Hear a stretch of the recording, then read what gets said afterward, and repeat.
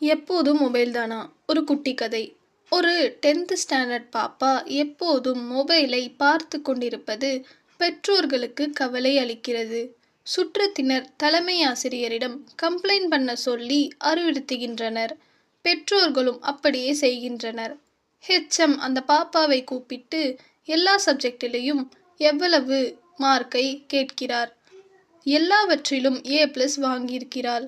அப்போது English teacher ஹெச்எம்மிடம் வந்து, sir, இந்த 20 பேஜ் டைப் செய்யணும் சார் என்று கேட்கிறார்.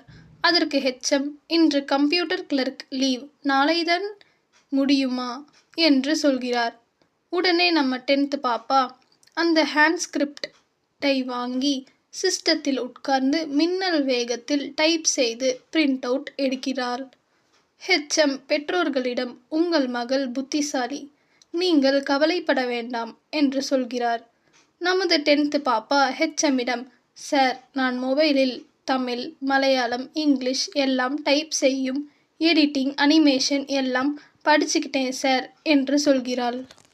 ஹெச்எம் பாப்பாவை பாராட்டிவிட்டு மறுநாள் காலை பிரேயர் அசெம்பிளியில் நமது 10th ஸ்டாண்டர்ட் பாப்பாவை ஸ்டேஜில் நிறுத்தி மாணவ செல்வங்களை பார்த்து, எல்லோரும் இந்த ஸ்டூடெண்டை போல் லாபகரமாக மொபைலை உபயோகிங்கள் என்று அறிவுறுத்துகின்றனர். எல்லோரும் அந்த பாப்பாவை பாராட்டுகின்றனர்.